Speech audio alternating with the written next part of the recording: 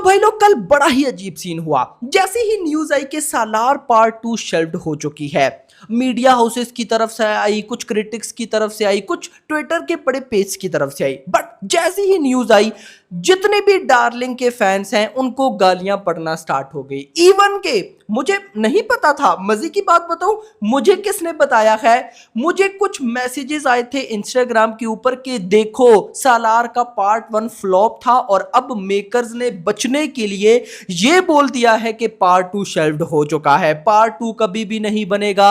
ये मतलब कि मुझे जो हेटर्स हैं वही बताने लग गए। मैंने कहा भाई ये अचानक से क्या सीन हो गया है, अभी तो न्यूज आई थी कि सालार पार्ट 2 की शूटिंग स्टार्ट होने वाली है, तो ये अचानक से मैं ट्विटर पर आया, ट्विटर पे हल्ला गुल्ला मचा हुआ, भाई जी सालार का पार्ट 2 शेल्व्ड, ये वो मतलब तबाही मची पड़ी। तो फिर मैंने अपडेट निकाली, मैंने कहा यार क्या सीन क्या है भाई साहब, थोड़ा सा पता तो चले। तो गाइस जब मैंने अपडेट्स निकाली तो अपडेट्स कुछ और ही थी और उस पर मैंने प्रॉपर वीडियो भी बनाई थी कि बेसिकली इसको शेल्व्ड इस वजह से बोला जा रहा है कि प्रभास की जो डेट्स हैं फिलहाल वो प्रशांत नील के साथ मैच नहीं कर रही है, लेकिन इसका हरगिज ये मतलब नहीं है कि सालार पार्ट 2 शेल्व्ड है। प्रशांत नील लगभग 30 to 40% पोर्शन अभी शूट करेंगे, अगले महीने से शूटिंग स्टार्ट है।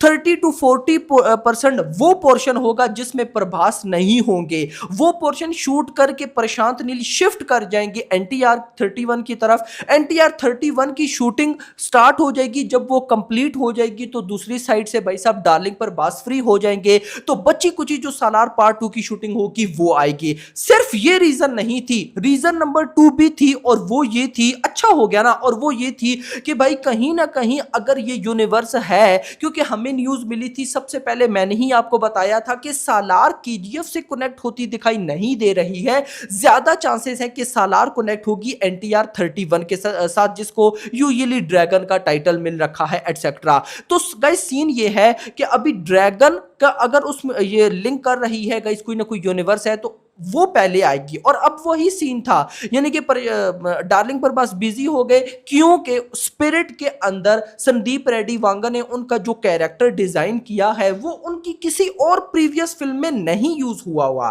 तो दैट्स वाई अगर स्पिरिट की भी शूटिंग वो कर रहे हो, उसी के साथ वो सालार 2 की भी शूटिंग कर रहे हो, तो बहुत प्रॉब्लम हो सकती थी, जिस वजह से डार्लिंग प्रभास ने प्रशांत नील ने डिसीजन लिया होगा एटसेट्रा। बट जब मैंने गाइस वो वीडियो डाली सीन उल्टा पुल्टा हो गया। इतने मुझे कमेंट्स आए उस वीडियो के नीचे कि भाई आपकी ये बचने की कोशिश है, आप नहीं बच सकते, सालार पार्ट 2 नहीं बनेगी, ये होगा वो होगा।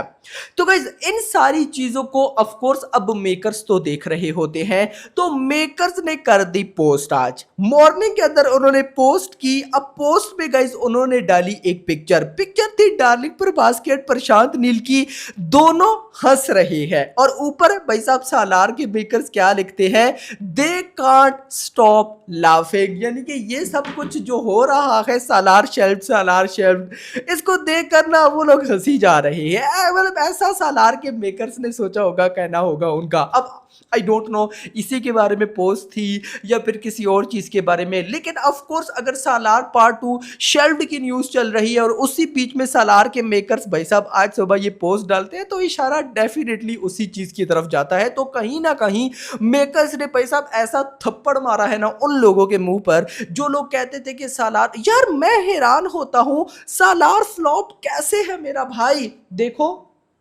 इस फिल्म का बजट भाई मैं जो आपको बोलूं ना वो है 250 यानी कि 250 करोड़ रुपए, लेकिन लोग बोलते हैं कि इसका बजट है 400 करोड़ रुपए। अब मान लेते हैं कि 400 करोड़ ही इसका बजट है भाई साहब। लोग पता है किस वजह से कंफ्यूज होते हैं, बहुत पहले प्रशांत नील ने इंटरव्यू दिया था 2023 की नहीं 2022 की बात है, 2022 की ये बात है, सेकंड क्वार्टर की। प्रशांत नील ने इंटरव्यू में बोला था कि सालार का पार्ट 1 एंड पार्ट 2 दोनों का मिलाकर जो बजट है वो है 400-450 करोड़ रुपए।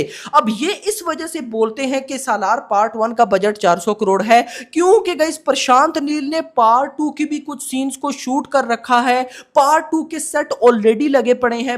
मतलब कि आप समझो कि पार्ट 2 का भी सारा कुछ यहां पर मिक्सचर हुआ पड़ा है। ये दोनों बजट की दोनों मूवीज का जो टोटल बजट है वो मान लेते हैं ऊपर चला गया तो 500 करोड़ तक चला जाएगा, लेकिन ये लोग बोलते हैं हेटर्स के एक पार्ट का बजट 400 करोड़ है। चलो मान लेते हैं यार एक पार्ट का बजट 400 करोड़ है, तो सालार पार्ट 1 की जो इंडिया से नेट कलेक्शन हुई थी अकॉर्डिंग टू ट्रेड मेकर्स के नंबर्स को मैं टच नहीं कर रहा।